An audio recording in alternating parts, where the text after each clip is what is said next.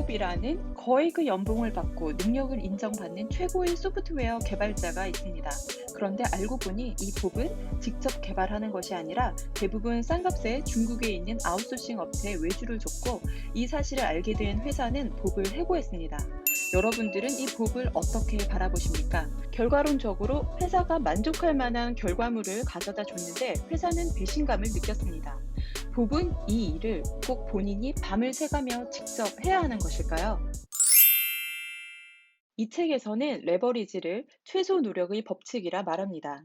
지금까지 우리가 생각한 열심히 일하는 것, 관습적인 노동 개념을 투입하는 것은 성공한 사람들과 부자들의 관점에서는 역행이라 합니다.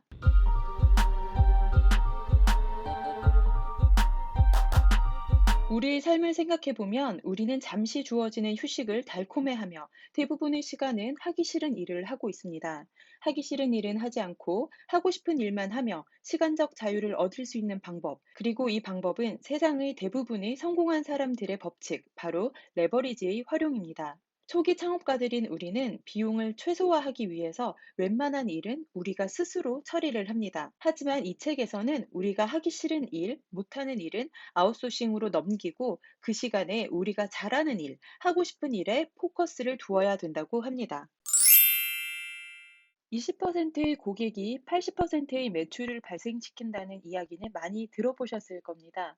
마찬가지로 부의 80%는 20%의 사람들이 소유하고 있으며 노동자들의 20%가 80%를 생산한다고 합니다. 그럼 여기서 생각해 볼 문제. 일하는 시간의 80%를 줄여도 20%만 손해본다는 뜻이 되고, 그렇다면 결국 우리는 이 80%를 줄이고 이 부분에 다른 소득 창출 가치가 높은 일을 해야 한다는 이야기입니다. 동의하시나요? 동의하지 않는다면 이 말을 한번 잘 생각해 보시기 바랍니다.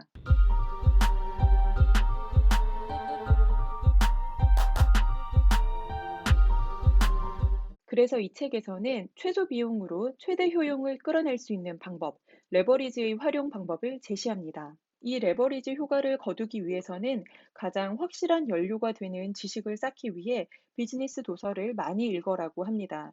또한 사업도 스스로 해결하려고 노력하는 것이 아니라 동료, 코치, 멘토, 전문가의 도움이 필요하고, 이를 위해서 인적 네트워크에 투자하라고 합니다.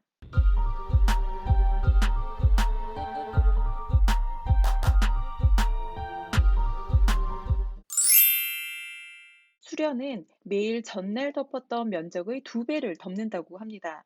상상해 보시면 처음에 하루 이틀 지날 때는 큰 변화를 못 느끼지만 마지막에 다 덮은 날과 바로 전날을 비교해 보면 하루 만에 전체 면적의 반을 덮게 됩니다. 전체를 덮는데 한 달이 걸린다고 가정하면 결국 연못의 반을 덮는 데는 마지막 하루만 걸렸습니다.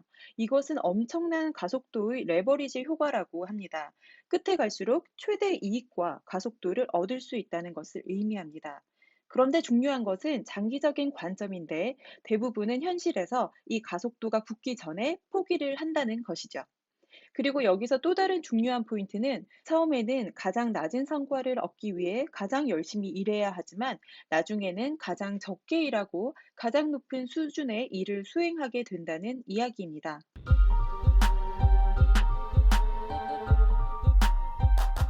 저자가 화가였던 시절이 있었는데 미술계의 새로운 분야를 개척하고 싶어 일부러 화랑에 가지 않았다고 합니다.